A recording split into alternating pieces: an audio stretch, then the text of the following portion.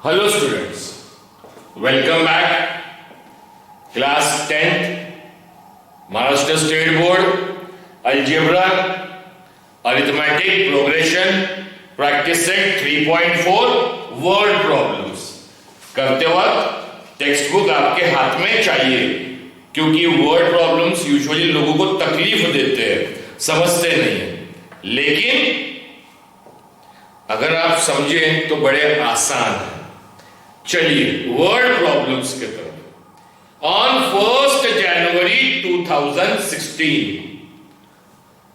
जैसे उसने 2006, अच्छा बताइए ये साल कौन सा चल रहा है?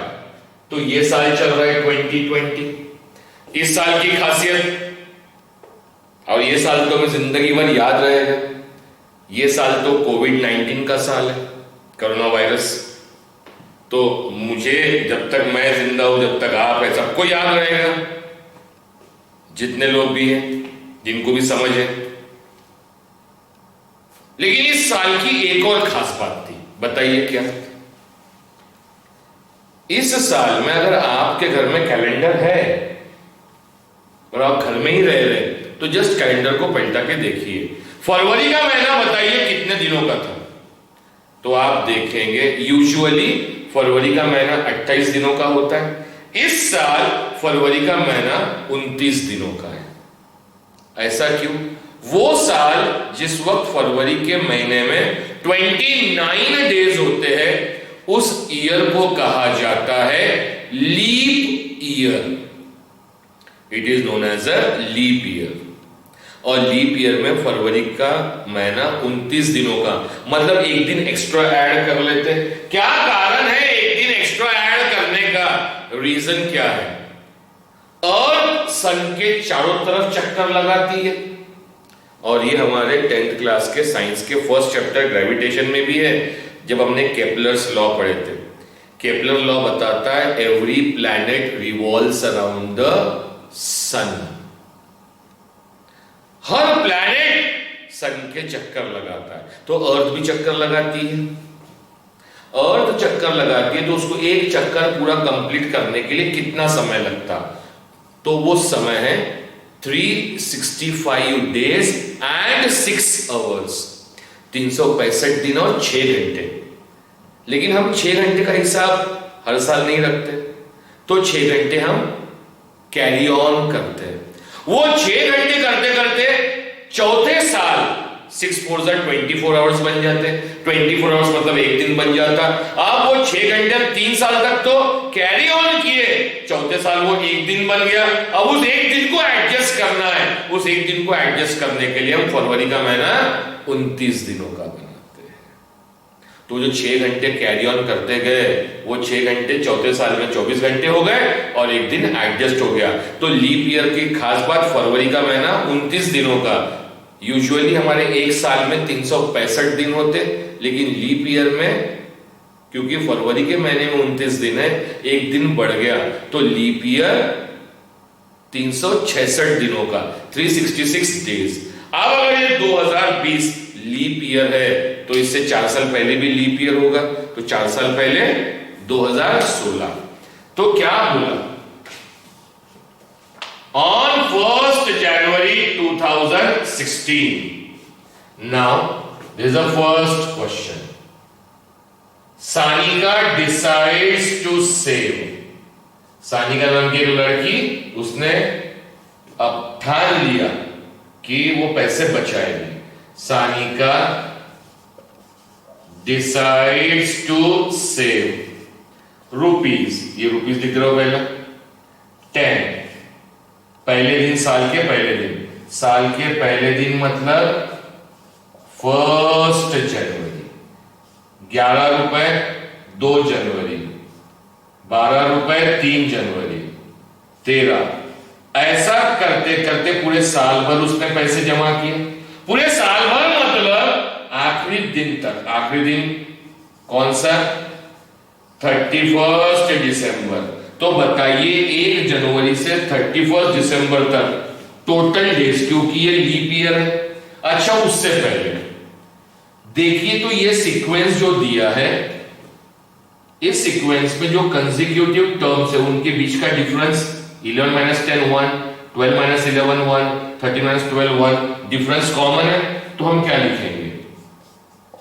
It is an arithmetic progression with first term 1 जनवरी की 10, कॉमन डिफरेंस 1। अब बताइए हमें क्या फाइंड, अच्छा उससे पहले ईयर 2016 was a, क्योंकि ये हो चुका है इसलिए was लिख दिया, was a लीप ईयर, ये लीप ईयर था। Therefore उस लीप ईयर में टोटल दिन कितने थे? टोटल डेज वर 366 डेज। तो पहले दिन में उसने 10 रुपए, दूसरे दिन में 11 रुपए। अब क्वेश्चन को समझिए, 31 दिसंबर, 1 जनवरी कौन सा दिन? पहला। 2 जनवरी दूसरा, तो 31 जनवरी कौन सा दिन? 366वां, 366 वाला डे हो जाएगा 31 दिसंबर। अगर वो क्वेश्चन पूछता 31 दिसंबर के दिन उसने कितने पैसे जमा किए, मतलब आपको T366 वाली टर्म निकालना पड़ता, क्योंकि 31 दिसंबर मतलब 366 डे। फर्स्ट टर्म मतलब 1 जनवरी की, सेकंड टर्म मतलब 2 जनवरी की, सेकंड डे 2 जनवरी का, थर्ड डे 3 जनवरी का, थर्ड डे 4 जनवरी का फोर्थ डे, तो 31 जनवरी का 366 डे होगा। तो उसने 31 जनवरी के पैसे निकालने को बोलता तो हमें T366 निकालना पड़ता। उसने 31 जनवरी के पैसे नहीं बोला, उसने बोला if she decides to save like this, इस तरीके से उसने ठान लिया कि पैसे सेव करना है। देन ऑन 31 दिसंबर तक, 31 दिसंबर तक what would be her total saving, मतलब जितने पैसे सेव किया उसका टोटल, तो टोटल निकालना है, मतलब सम ऑफ n टर्म्स, मतलब सम ऑफ 366 निकालना है। सम निकालना है तो एपी में सम का फॉर्मूला हमें मालूम है, Sn is given by n/2 2a plus n minus 1 into d। Book जरा रख देता हूं बेटा मैं। उसके बाद पुट n की value 366, S 366 upon 2, twice a की वैल्यू 10, 366 माइनस 1, d की वैल्यू भी 1, S 366 अपॉन 2 कर सकते हैं आप 183, 2 10 20, 366 में से 1 गया तो 365, 365 इंटू 1 365, S 366 183 इंटू, बीच में नहीं इंटू, 20 प्लस 365 विल बी 385, 65 में 20 तो 85, इन दोनों का मल्टीप्लाई कीजिए, 365 को मल्टीप्लाई कीजिए 183 से, 3 5 जा 15, 5 कैरी 1, 3 6 जा 18 प्लस 1, 3 5 जा 15, 5 कैरी 1, 3 6 जा 18, 18 प्लस 1 19, 9 कैरी 1, 3 3 जा 9 प्लस 1 10, 8 5 जा 40, या तो 0 लेना पड़ेगा बेटा, 8 5 जा 40, 0 कैरी 4, 8 6 जा 48 प्लस 4, 8 6 जा 48 प्लस 4 52, 2 कैरी 5, 8 3 जा 24 प्लस 5 29, अब 2 0, 1 5 जा 5, 1 6 जा 6, 1 3 जा 3, ये 5 ये 9, नहीं कुछ गलत किया मैंने यार, अच्छा मैंने 365 लिखा ना बेटा, मेरी गलती है, सॉरी, होता है, गलती है। मुझे 385 को मल्टीप्लाई करना है 183 से, तो 385 को मल्टीप्लाई किससे करना है बेटा? 183 से। 3 5 जा 15, 5 कैरी 1, 3 8 जा 24 प्लस 1 25, 5 कैरी 2, 3 3 जा 9 प्लस 2 11, 1 0, 8 5 जा 40, 0 कैरी 4, 8 8 जा 64 प्लस 4 68, 8 कैरी 6, 8 3 जा 24 प्लस 6 30, 3 0 2 0, 8 5 जा 40, 0 कैरी 4, सॉरी क्या कर रहा हूं, 8 से हो गया, 1 5 जा 5, 1 8 जा 8, 1 3 जा 3, 5 5, 8 और 5 13 और 1 14, 4 हाथ का 1, 8 और 1 9 और 1 10, 0 कैरी 1 7, तो ये आ गया S366 will be 7455 वर्ड्स में लिखिए। Therefore क्वेश्चन क्या पूछा था उसने? What would be her total saving? Therefore total saving of Sanika in year 2016 is rupees,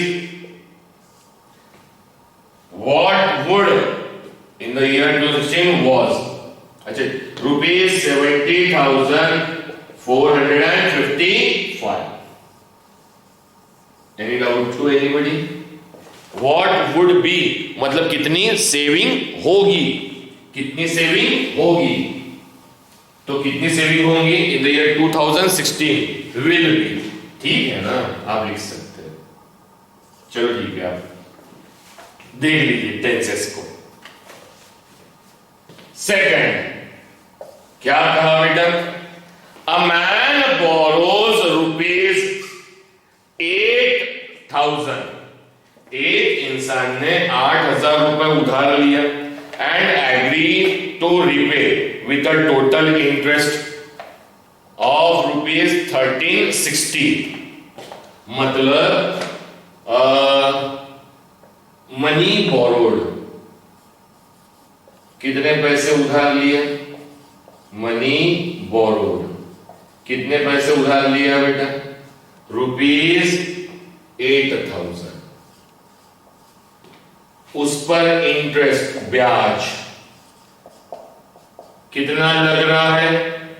rupees 1360, और ये पैसा उसको पे करना है 12 मंथली इंस्टॉलमेंट। इंस्टॉलमेंट इक्वल है बेटा, नहीं सॉरी, 12 मंथली इंस्टॉलमेंट में देना है उसको पैसा, ठीक है।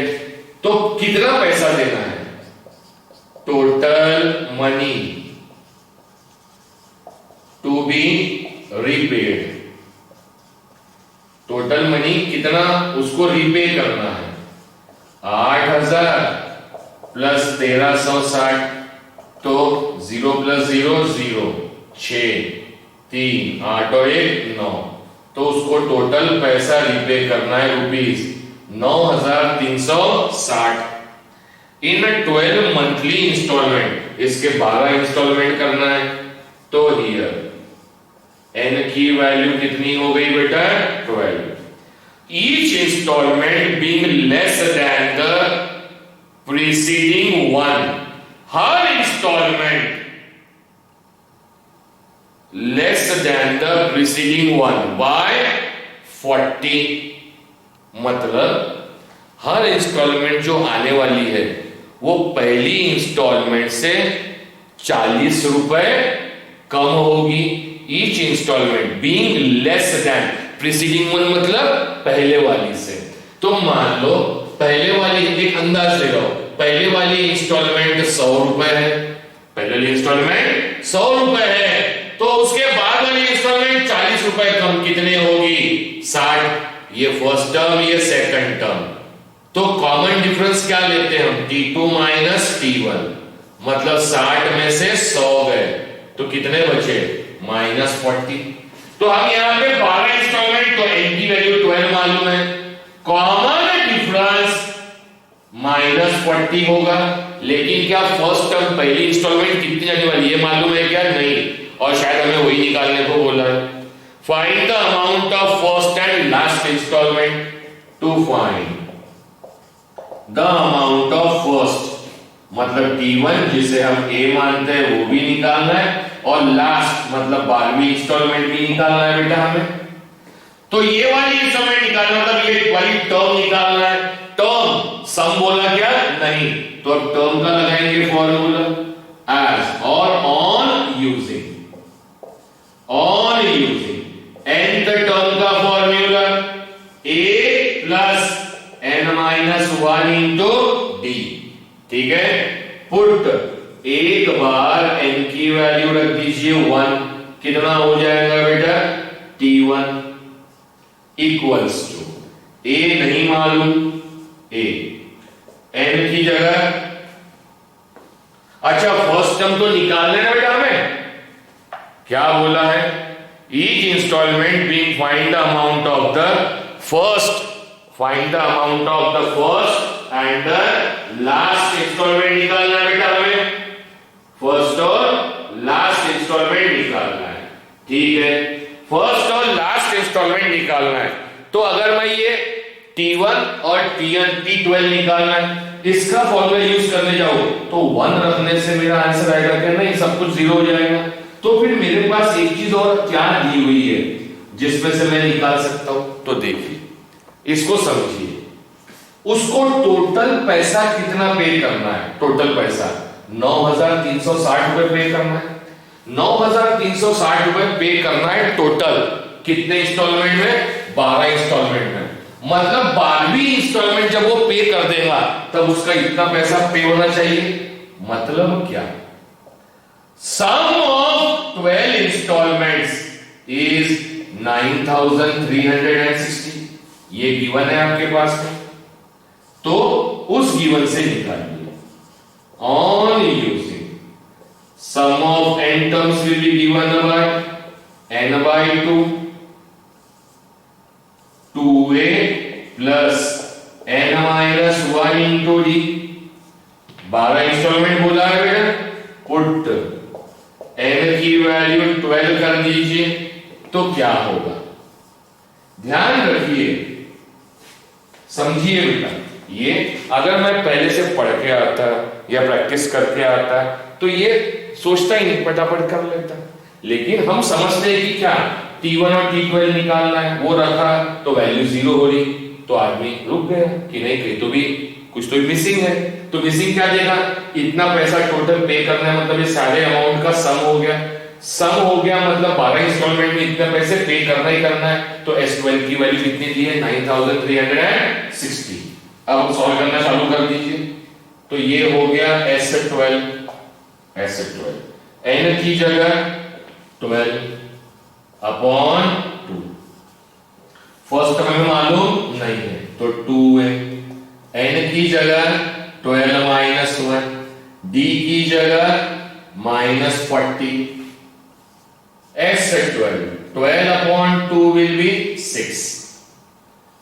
2a 12 माइनस 1 11 इंटू -40, यहां कर लेते हैं बेटे। अब S12 की वैल्यू 9,360, ये 6 लिखा।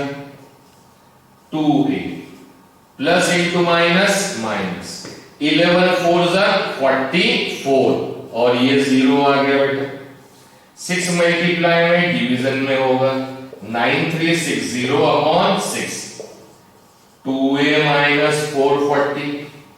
अब यहां मिटा देते हैं।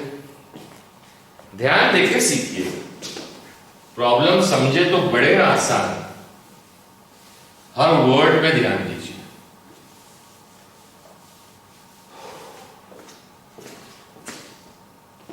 समझ चलिए। अब 9360 को डिवाइड कीजिए 6 से।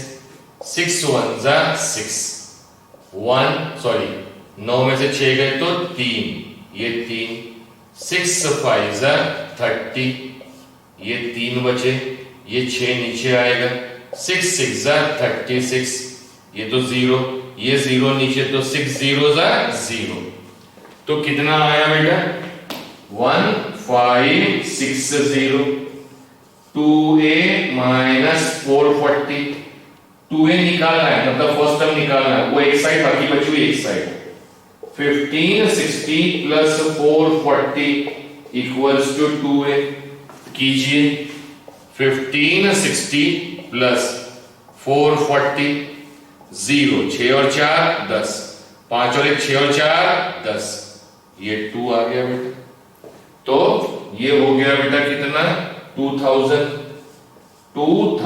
Equals to 2a। अब एक 2 मल्टीप्लाई में इधर आएगा तो नीचे आएगा बेटा, चलिए रखिए 2000 upon 2 equals to a, therefore a equals to 1000, और यही तो a हमारी फर्स्ट टर्म है, फर्स्ट टर्म मतलब पहला installment, clear to all of you, therefore t1 first term equals to a equals to 1000, clear. अब t12 निकालना है, 12वीं installment, on using tn equals to a plus n minus 1 into d, क्योंकि t निकालना है तो t यूज करूंगा मैं, पुट n इक्वल्स टू 12, तो ये t12 हो गया बेटा, a की जगह अब मालूम है 1000, n की जगह 12 माइनस 1, d की जगह minus 40, t12 1000, 12 minus 1 11 into minus 40, t12 1000 plus into minus minus, 11 4 44, अब 1000 में से 440 को माइनस करना है, 0 माइनस 0 0, 10 माइनस 4 6, 10 का 9 माइनस 4 5, 1 का 0, तो t12 विल बी 560, और इसको वर्ड में लिखिए, देयरफॉर फर्स्ट, क्या पूछा उसने, find the amount of first and last installment, therefore first installment, therefore first installment will be rupees 1000 and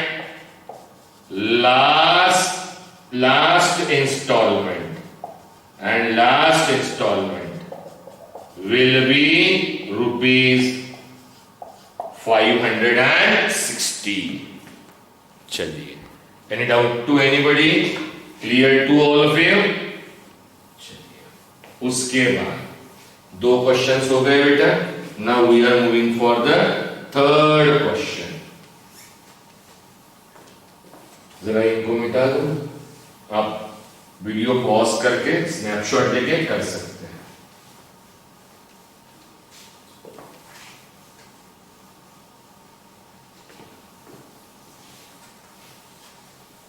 और आपने भी प्रैक्टिस इसी तरीके से करना है, खुद के मन से समझ के करना है। थर्ड, सचिन नाम के लड़के ने इन्वेस्ट किया in a national saving certificate scheme, government की स्कीम होती है नेशनल सेविंग सर्टिफिकेट। पहले साल इन द फर्स्ट ईयर ही इन्वेस्टेड ₹5000, पहले साल कितना इन्वेस्ट किया 5000। दूसरे साल सेकेंड ईयर कितना इन्वेस्ट किया 7000। इन the third year 9000 and so on. ये देखिए एक सीक्वेंस है, 7000 और 5000 में 2000 का फर्क, 9000 और 7000 में भी 2000 का फर्क, तो हम पहले लिख लीजिए, it is an arithmetic progression with first term is 5000 and common difference will be 2000। Words में ऊपर लिख सकते हैं Sachin invested in the first year ₹5000, आप चाहे तो वो भी लिख सकते हैं। चलिए, and so on. Find the total amount he invested. Total मतलब सम निकालना है, तो टू फाइंड, टोटल मतलब सम पूरे अमाउंट का, that he invested in 12 years, तो सम ऑफ 12 इयर्स निकालना है, S12 निकालना है, बड़ा आसान। तो ऑन यूजिंग SN का formula, SN is given by n/2 2a plus n-1 into d। n की वैल्यू क्या रखेंगे 12, क्योंकि 12 साल का जमा पैसा निकालना है, हमें टोटल निकालना है। 12 साल में कितने पैसे जमा किया, रुपए जमा किया। n की वैल्यू 12 अपॉन 2, ट्वाइस a की जगह 5000, n की जगह 12 - 1, d की जगह 2000। अब देख लीजिए, S12 12 अपॉन 2 विल बी 6। 5000 को 2 से मल्टीप्लाई करोगे तो 10,000। 12 - 1 11 इंटू 2000। S12 will be 6, ये 10,000, 11 2 22, आगे 3 0, तो 22,000 22,000, 22,000 और 10,000, तो ये हो गए 32,000, 32,000 रुपए। 32 को 6 से मल्टीप्लाई कर दो, 32 इंटू 6 2 12, कैरी 1, 6 2 18 प्लस 1 19, और ये 3 0, so this will be S12 will be 192,000. Any doubt to anybody? तो क्वेश्चन किस टर्म में पूछा बेटा उसने, क्वेश्चन किस टर्म में पूछा, तो क्वेश्चन पूछा कि total amount he invested in 12 years, therefore Sachin invested rupees, इधर लिख लीजिए, Sachin invested rupees 1,92,000 in 12 years in National Saving Certificate, in National Saving Certificate। चलिए, उसके बाद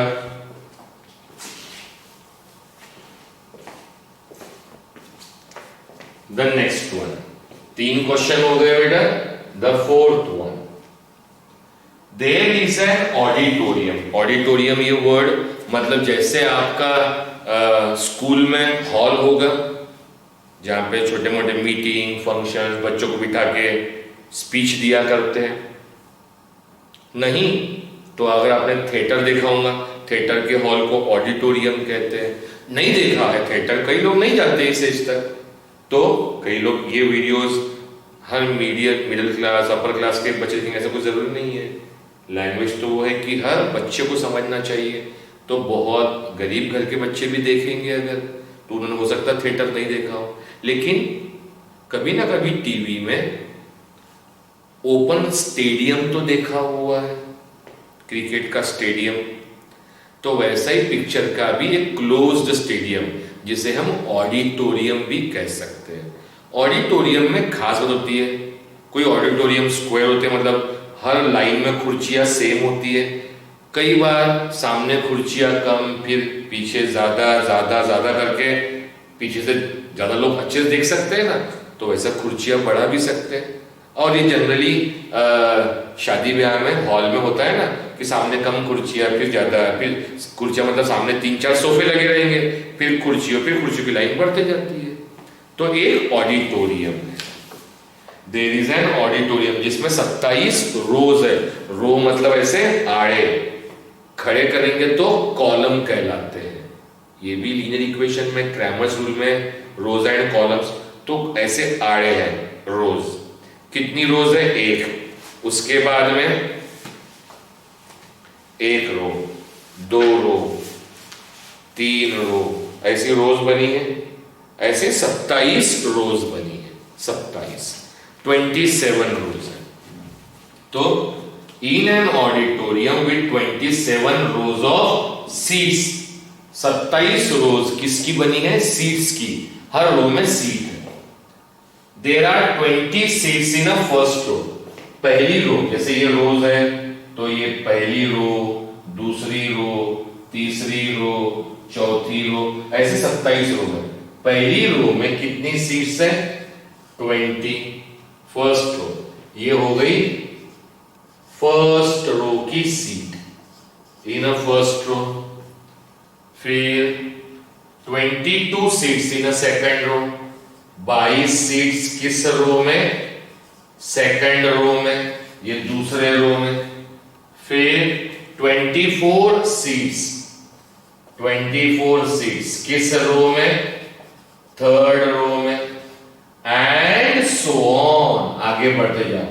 तो ये रो को भूल जाइए, सीक्वेंस देखिए, 20, 22, 24, हर एक में दो दो का डिफरेंस है, तो लिख लीजिए it is an arithmetic progression with first term पहली रो में 20 और कॉमन डिफरेंस कितने का? हर एक में दो दो सीट्स बढ़ते जा रही है, 2।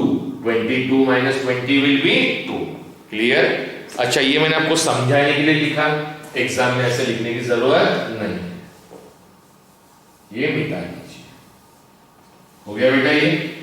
अब उसके बाद क्या बोला है?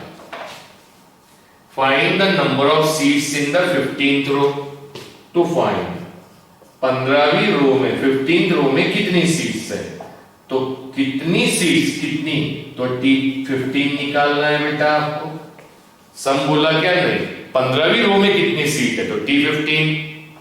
आगे and also find how many total seats. अब टोटल सीट्स निकालना है, मतलब सम करना है। तो टोटल सीट्स, पहली सीट पहली रो में 20, दूसरी में, ऐसे कितनी रोज है? 27। तो आपको टोटल सीट्स पूरे 27 रो की निकालना है। तो सम ऑफ 27 रोज, और इन 27 रोज में क्या है बेटा? हर रो में क्या है? सीट। तो ये 27 रो का जिसमें सीट्स है उनका एडिशन। बड़ा आसान है, एक बार टी का फॉर्मूला का इसका फॉर्मूला। तो on using nth term a plus n minus 1 into d, 15वीं रो में कितनी सीट्स है वो निकालना है। Put n equals to 15। T15 a की वैल्यू 20, n की जगह 15 माइनस 1। कॉमन डिफरेंस कितने का है बेटा? 2 का। 15th रो में कितनी सीट्स है? टर्म्स तो निकाल लीजिए, 20। 15 माइनस 1 14। s तभी यूज करेंगे जब टोटल या सम बोलेगा। 15वीं रो में कितनी है? तो t है टर्म। जैसे फर्स्ट रो में फर्स्ट रो की 20 सीट्स, सेकंड रो में 22, वैसे 15वीं रो में कितनी? तो ये T1 की वैल्यू है, T2 की है, T3 की, तो T15 की निकालना था, वही निकाल रहे। T15 20, 14 2s are 28, T15 28 plus 20 will be 48।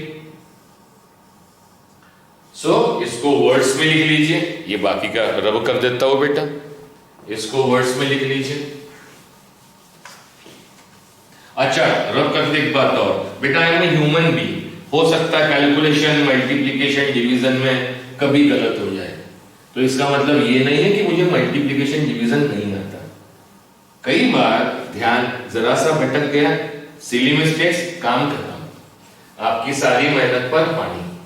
इसीलिए कभी अगर ऐसा हो जाए, क्योंकि बेटा मैं पढ़ के तो नहीं पढ़ाता, कभी ऐसा हो जाए कैलकुलेशन गलत हो जाए, तो उसको आप अदरवाइज ना लेते हुए करेक्ट कर लीजिए। तो 15वीं रो में कितना आंसर आया बेटा? 48। तो वर्ड्स में लिखिए, therefore there are 48 seats in 15th row, 15वीं रो में 48 seats.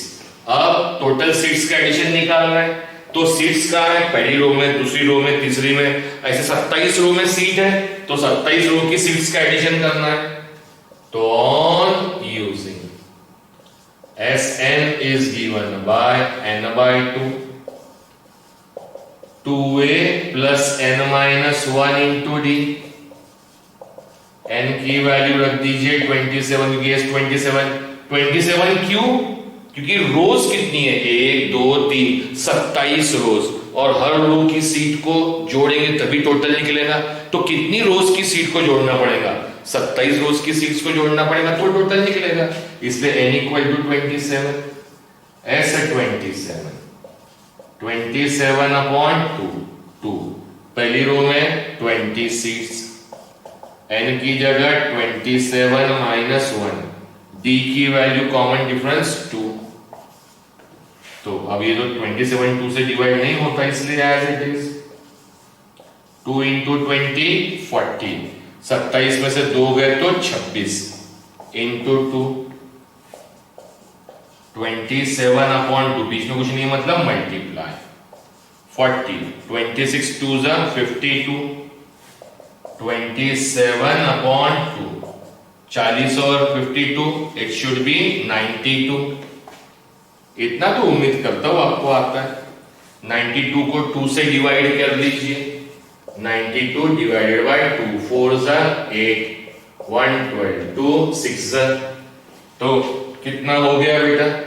S 27, it will be ऊपर 27, और जब ये इससे कटेगा तो कितना बचेगा? 46।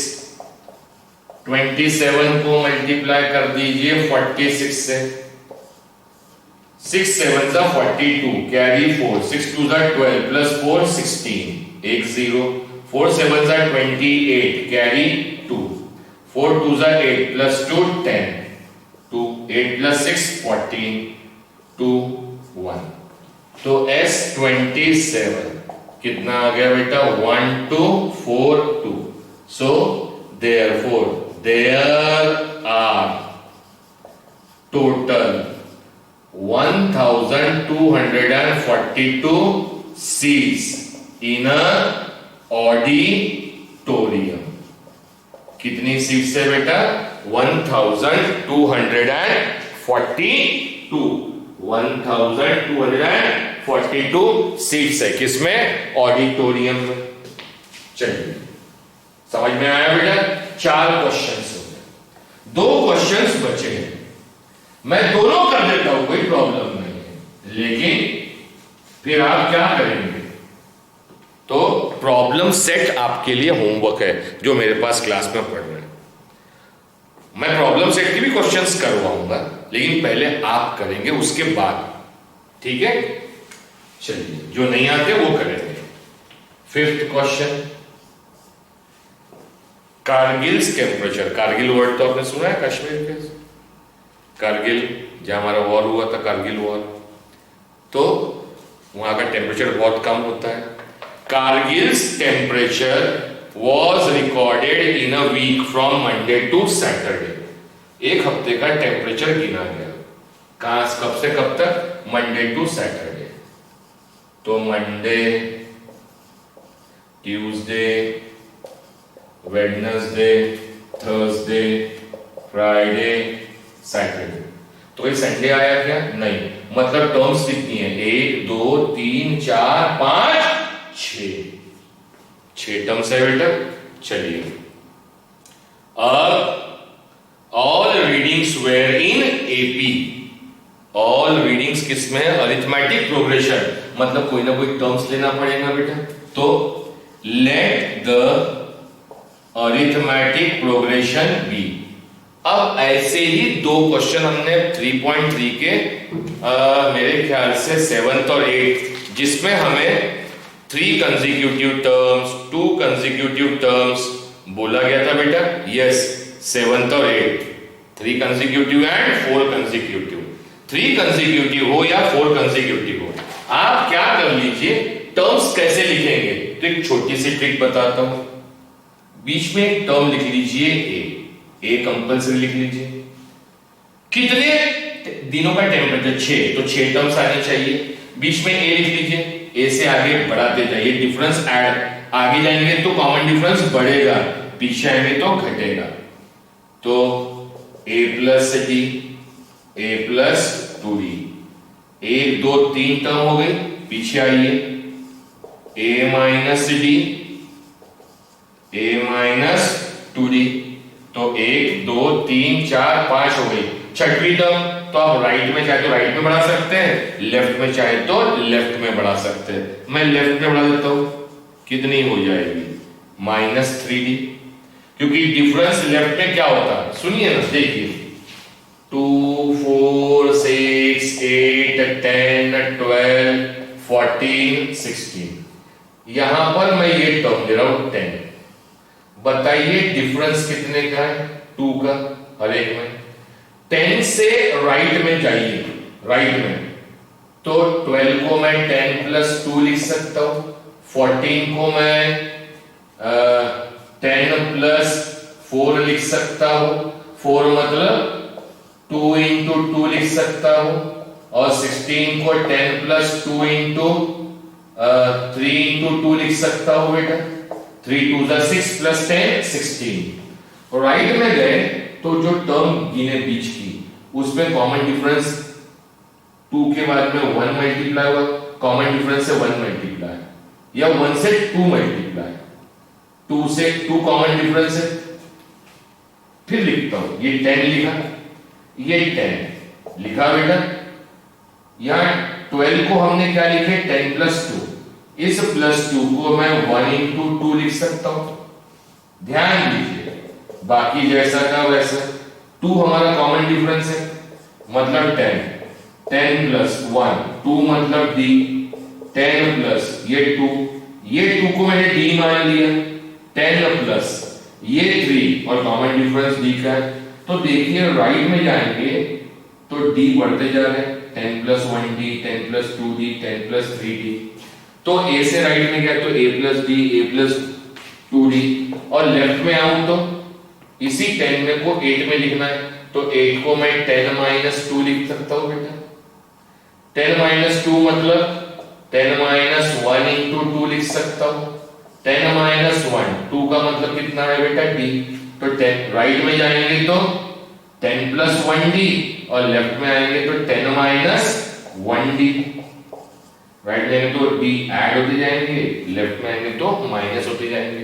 तो लेफ्ट में आया तो minus 1d minus 2d minus 3d। गिनिए कितनी टर्म हो गई, 1 2 3 4 5 6, और 6 दिनों का टेम्परेचर, मतलब ये मंडे का टेम्परेचर, ये ट्यूसडे का, ये वेडनेसडे का, ये थर्सडे का, ये फ्राइडे का, ये सैटरडे का। आप चाहे तो लेफ्ट में बढ़ाने की बजाय आप चाहे तो राइट में ही बढ़ा सकते हैं, आपकी इच्छा है। राइट में जाएंगे तो प्लस हो जाएगा a प्लस 3d, कैसा भी कर सकते हैं, आंसर तो आना ही आना है। चलिए अब ध्यान से, अब क्या बोला, तो ये मंडे का टेम्परेचर, ये ट्यूसडे का, ये वेडनेसडे, थर्सडे, फ्राइडे, सैटरडे। क्या बोला उसने बेटा अभी,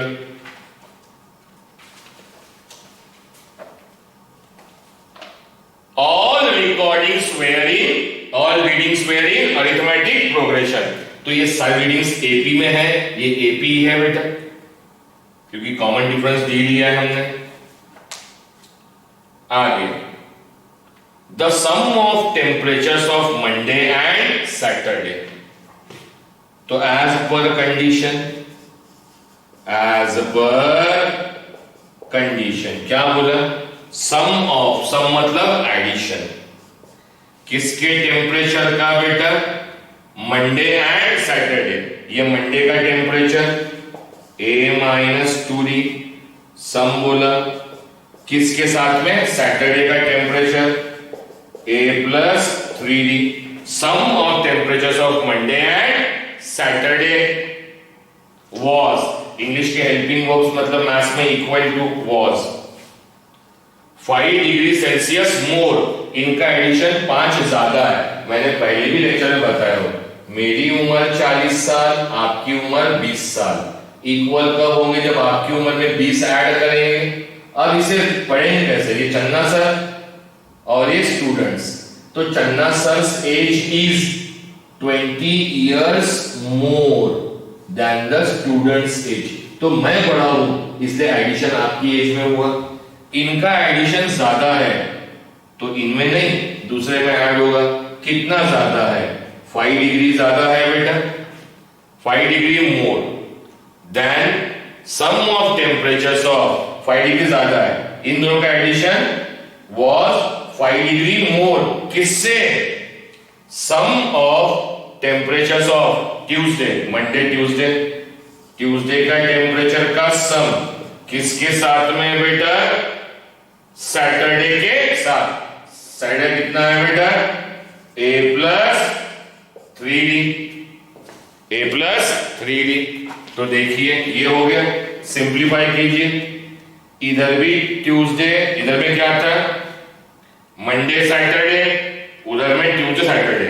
तो देखिए a प्लस 3d की टर्म इधर भी, a प्लस 3d की टर्म इधर भी। इधर क्या बचा? a minus 2d। इधर क्या बचा? a माइनस d प्लस कितना बचा? 5। इधर भी plus A will get cancel. चलिए तो अब समझिए, ये माइनस 2d, ये प्लस d इधर आएगा तो minus 2d plus d equals to 5। Minus into plus minus, दो में से एक क्या? तो 8d, बड़े वाले की साइन 1 लिखने की जरूरत नहीं है। तो minus d equal to 5, therefore d equals to minus 5। ये d की वैल्यू आ गई। आगे क्या बोला? If temperature of Wednesday, Monday Tuesday Wednesday, तो now as per condition temperature of Wednesday, that is, वो डिनोट किससे किया हमने? ए से। मंडे ट्यूसडे वेडनेसडे इज कितना बोला बेटा? Temperature of Wednesday was -30 degree Celsius. तो ए भी आ गया हमारे पास में, कॉमन डिफरेंस -5 डिग्री सेल्सियस। ए भी आ गया, डी भी आ गया। क्या बोला? Find the temperature on the other 5 days. तो वेडनेसडे का टेम्परेचर तो क्लियर कर दिया था, बाकी सबका टेम्परेचर निकालना है। तो ये टेम्परेचर कौन से दिन का है? मंडे का। देयरफॉर टेम्परेचर ऑफ मंडे कितना है बेटा हमारे पास में? a minus 2d। a मतलब -30 माइनस 2, d का मतलब -5।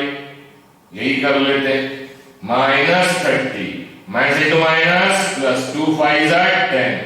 तो -30 plus 10 will be -20 degree Celsius. किसका? मंडे का। फिर टेम्परेचर ऑफ ट्यूसडे कितना लिया है? a माइनस डी, a कितना है बेटा? -30 माइनस d की वैल्यू -5, -30 प्लस 5 कितना हो गया? -25 डिग्री सेल्सियस। मंडे निकल गया, ट्यूसडे निकल गया। वेडनेसडे तो आपको क्लियर कट दिया हुआ है, निकालने की जरूरत नहीं है। ये थर्सडे, तो टेम्परेचर ऑफ थर्सडे कितना है बेटा? a plus D. a कितना है हमारे पास में? -30 प्लस d की वैल्यू कितनी है? -5। -30 -5 कितना हो गया?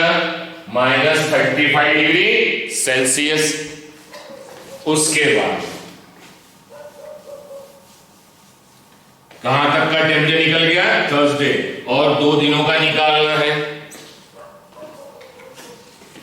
सो temperature of Friday, Monday Tuesday Wednesday Thursday Friday कितना है बेटा?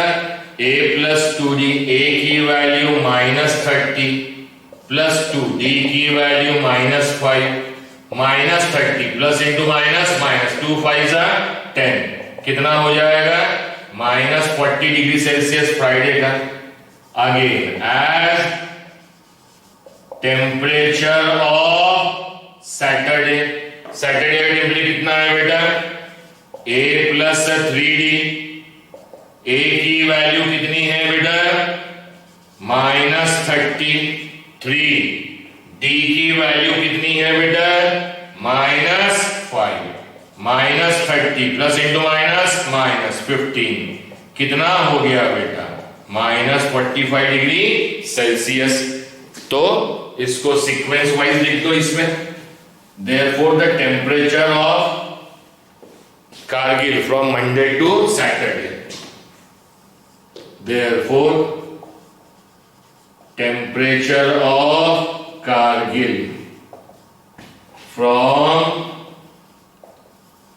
Monday to Saturday is Monday का -20 डिग्री सेल्सियस, ट्यूसडे का -25 डिग्री सेल्सियस, वेडनेसडे का तो गिवन था -30 डिग्री, वेडनेसडे ये आ गया वेडनेसडे, मंडे ट्यूसडे ये वेडनेसडे, थर्सडे का -35 डिग्री सेल्सियस, फ्राइडे का -40 डिग्री सेल्सियस और सैटरडे का -45 degree Celsius. Clear to all of you? Any doubt to anybody? ये पांचवा question and the last but not least, चलिए कर लेते हैं। पहले कर दो बेटा ताकि जगह हो जाए लिखने के लिए।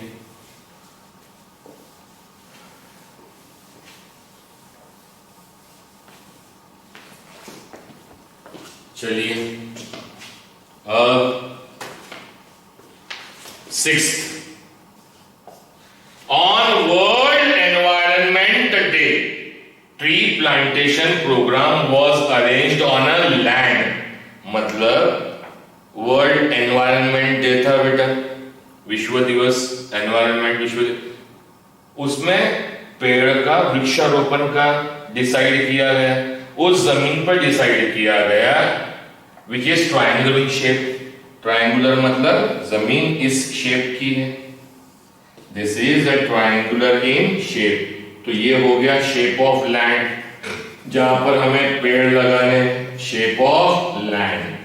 अब उसने कंडीशन क्या बोला है, ट्रीज आर प्लांटेड, ट्री को वृक्षारोपण किया गया, इस तरह से किया गया दैट इन फर्स्ट रो, आगे में फर्स्ट रो में there is one tree, first row में क्या है बेटा वन ट्री,